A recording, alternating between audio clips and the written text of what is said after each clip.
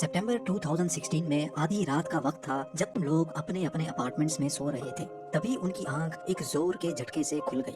Building के अंदर मौजूद लोगों को दीवारों में से अजीब आवाजें आने लगी और टॉप फ्लोर के एक कॉर्नर अपार्टमेंट की खिड़कियों के शीशे भी अपने आप ही टूट गए थे। आज आप इस वीडियो में 5 ऐसे कंस्ट्रक्शन प्रोजेक्ट्स के बारे में जानेंगे जिनका या तो कोई मकसद ही नहीं था या फिर उनमें ऐसी गलतियां की गई जिससे लोगों को बहुत भारी नुकसान उठाना पड़ा। तो आइए शुरू करते हैं। Number 5, the millennium tower. ये बात है 2016 की, जब सैन फ्रांसिस्को की एक बिल्डिंग में एक ऐसा वाकया हुआ जो सारे न्यूज चैनल्स की हेडलाइन बनने में कामयाब हो गया था। 2009 में कंप्लीट होने वाली ये बिल्डिंग 605 फुट लंबी और सैन फ्रांसिस्को की सबसे ऊंची रेजिडेंशियल बिल्डिंग है जो द मिलेनियम टावर के नाम से जानी जाती है। वैसे तो इस बिल्डिंग की कंस्ट्रक्शन बहुत ही आसानी से हो गई थी, लेकिन इसको बनाने वाली कंस्ट्रक्शन फर्म को क्या पता था कि आने वाले सालों में वो किस मुसीबत में फंसने जा रहे हैं। सितंबर 2016 में आधी रात का वक्त था। हम लोग अपने अपने अपार्टमेंट्स में सो रहे थे। तभी उनकी आंख एक जोर के झटके से खुली। बिल्डिंग के अंदर मौजूद लोगों को दीवारों में से अजीब आवाजें आने लगी और टॉप फ्लोर के एक कॉर्नर अपार्टमेंट की खिड़कियों के शीशे भी अपने आप ही टूट गए थे।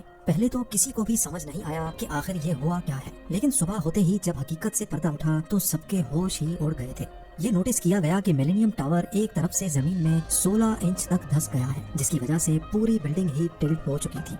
ये खबर पूरे अमेरिका में आग की तरह फैल गई और फौरन इस बिल्डिंग को खाली करवा लिया गया। जिन लोगों ने यहाँ अपार्टमेंट्स खरीदे थे उन्होंने उस कंस्ट्रक्शन फर्म के खिलाफ केस खोल दिए जिन्होंने 7 साल पहले बिल्डिंग को बनाया था। जब इन्वेस्टिगेशन हुई तो ये मालूम पड़ा कि बिल्डिंग की फाउंडेशन जमीन के नीचे मौजूद पत्थरों पर नहीं बल्कि सिर्फ रेत में बनाई गई थी और वक्त के साथ साथ रेत बिल्डिंग के लोड को बर्दाश्त न कर सकी और तभी ये खौफनाक वाकया हुआ था। 2020 में कोर्ट के ऑर्डर पर कंस्ट्रक्शन कंपनी ने बिल्डिंग की फाउंडेशन को मजबूत करने का काम स्टार्ट कर दिया। जमीन में मजीद 50 पाइल्स 70 मीटर तक नीचे डालकर बिल्डिंग की फाउंडेशन को मजबूत करने का काम अभी स्टार्ट ही हुआ था कि अगस्त 2021 में एक बार फिर से बिल्डिंग का एक हिस्सा मजीद जमीन में धंस गया। इस पूरी बिल्डिंग को बनाने में टोटल $350 मिलियन यानी 2600 करोड़ रुपयों का खर्च हुआ था और इसकी फाउंडेशन मजबूत करने में अभी तक $100 मिलियन एक्स्ट्रा खर्च हो चुके हैं। आज भी ये बिल्डिंग सैन फ्रांसिस्को में ऐसे ही झुकी हुई है और इंजीनियरिंग टीम का काम अभी तक चल रहा है। Number 4, Texcoco airport. सितंबर 2014 में मेक्सिको के प्रेसिडेंट ने एक ऐसा मेगा प्रोजेक्ट अनाउंस किया जो मेक्सिको ने पिछले 100 सालों से नहीं देखा था। ये प्रोजेक्ट दुनिया का सबसे बड़ा एयरपोर्ट बनाने का था जिसको टेक्सकोको एयरपोर्ट का नाम दिया गया, क्योंकि मेक्सिको में पहले से जो इंटरनेशनल एयरपोर्ट मौजूद था उसको सालाना 5 करोड़ मुसाफिर इस्तेमाल कर रहे थे। इसी वजह से इस एयरपोर्ट का लोड कम करने के लिए और मेक्सिको में विजिटर्स की तादाद बढ़ाने के लिए टेक्सकोको एयरपोर्ट का प्लान अनाउंस किया गया था। ये एयरपोर्ट इतना बड़ा था कि इसका पहला फेज 2020 में लॉन्च होना था और इसका आखिरी फेज 2065 में कंप्लीट होना था। यानी जब 2065 में ये एयरपोर्ट पूरी तरह से कंप्लीट होता तो इसमें 6 रनवेज होते और ये सालाना 12.5 करोड़ मुसाफिरों को आसानी से हैंडल करने की काबिलियत रखता।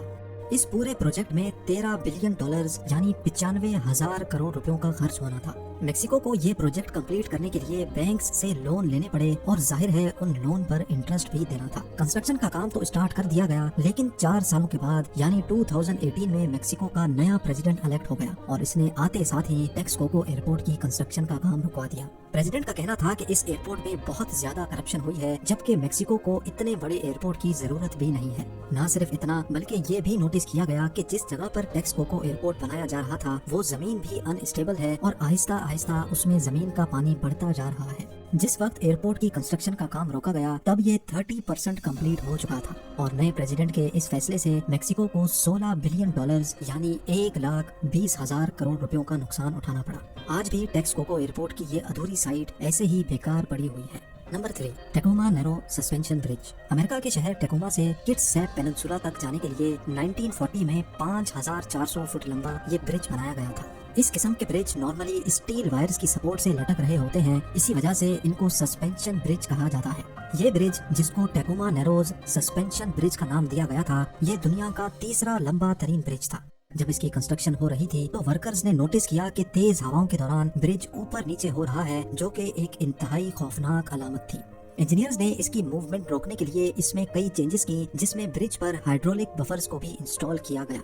1 जुलाई 1940 को ये ब्रिज ऑफिशियली पब्लिक के लिए खोल दिया गया, लेकिन लोग इस ब्रिज को इस्तेमाल करने से घबराते थे क्योंकि तेज हवाओं में ये ब्रिज अभी भी झूलता रहता था। लॉन्च के 4 ही महीनों के बाद एक दिन तेज हवा में ये ब्रिज इंतहाई खौफनाक अंदाज में झूलने लगा और आखिरकार वही हुआ जिसका सबको डर था। ब्रिज टूटकर पानी में जा गिरा, लेकिन इस हादसे में कोई जानी नुकसान नहीं हुआ। इस हादसे के 10 सालों के बाद इसी जगह पर यह ब्रिज दोबारा बनाया गया, लेकिन इस बार उन गलतियों को नहीं दोहराया गया जो पिछली बार की गई थी। 1950 में टेकोमा नेरोज सस्पेंशन ब्रिज का नया वर्जन लॉन्च कर दिया गया, जो आज तक बिल्कुल स्टेबल खड़ा हुआ है। इस नए ब्रिज को बनाने में $790 मिलियन यानी तकरीबन 6000 करोड़ रुपए दोबारा से खर्च किए गए। Number 2, Liang star city. China के शहर कुनमिंग में 19 बिल्डिंग्स की एक ऐसी सोसाइटी बनाने का प्लान किया गया जिसमें अपार्टमेंट्स और ऑफिसेज शामिल थे। इस सोसाइटी को लियांग स्टार सिटी का नाम दिया गया। 19 टावर्स के स्ट्रक्चर तो खड़े हो गए, लेकिन अब कंपनी के पास इन बिल्डिंग्स को अंदर से कंप्लीट करने के पैसे नहीं बचे थे।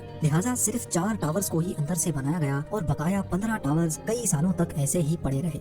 9 सालों के बाद ये मालूम पड़ा कि बारिश का पानी इन 15 टावर्स की बेसमेंट में जमा हो चुका है और उसने इन बिल्डिंग्स की फाउंडेशन को इतना नुकसान पहुंचा दिया है कि ना तो अब ये रिपेयर हो सकती हैं और ना ही इनको ऐसे ही छोड़ा जा सकता है। लिहाजा करोड़ों रुपए खर्च करके बनाए जाने वाले इन 15 टावर्स को गिराने का प्लान किया गया। 2021 में 4 टन एक्सप्लोसिव का इस्तेमाल करके इन बिल्डिंग्स को एक ही झटके में गिरा दिया गया। सालों की मेहनत लगाकर जिन टावर्स को बनाया गया था, सिर्फ 45 सेकंड में ही वो मिट्टी का ढेर बन गए। और अब नंबर 1, ओरोविल स्पिलवे। कैलिफोर्निया में मौजूद ओरोविल डैम तकरीबन 50 साल पहले बनाया गया था। हर डैम की तरह ये डैम भी इलेक्ट्रिसिटी बनाने, पानी को जखीरा करने और फ्लड कंट्रोल के लिए बनाया गया था।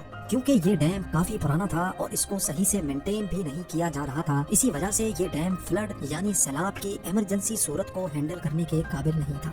वैसे तो सब कुछ सही चल रहा था, लेकिन अगर कभी यहाँ सैलाब आया तो बात बिगड़ते देर नहीं लगेगी। अभी ये बातें चल ही रही थी कि फरवरी 2017 में कैलिफोर्निया सख्त तूफान की लपेट में आ गया और बारिश इतनी शदीद पड़ी कि उसने ओरोविल लेक को अपनी कैपेसिटी से 150% ज्यादा भर दिया। लेक से पानी का लेवल कम करने का एक ही तरीका था और वो ये था कि ओरोविल लेक का स्पिलवे खोल दिया जाए। ऐसा करने से डैम का पानी फ्लो करके रिवर में जा गिरेगा। डैम का स्पिलवे तो खोल दिया गया, लेकिन थोड़ी देर के बाद ही वही हुआ जिसका डर लगा हुआ था। स्पिलवे का कंक्रीट गल चुका था, जो पानी का इतना प्रेशर बर्दाश्त ना कर सका और टूट गया। ये खबर मिलते ही इमरजेंसी अलर्ट जारी कर दिया गया। एडमिनिस्ट्रेशन ने डैम का इमरजेंसी स्पिलवे खोलने का फैसला किया, जिसको पिछले 50 सालों में कभी भी इस्तेमाल नहीं किया गया था। एरिया में मौजूद तमाम लोगों को यहाँ से निकालकर मजबूरन ओरोविल डैम का इमरजेंसी स्पिलवे खोलना पड़ा। अगर ये मेंटेनेंस वक्त पर हो जाती तो शायद इतना खर्च ना होता, लेकिन फ्लड के बाद स्पिलवे को ठीक करवाने में टोटल $875 मिलियन यानी 6500 करोड़ रुपयों का खर्च हुआ।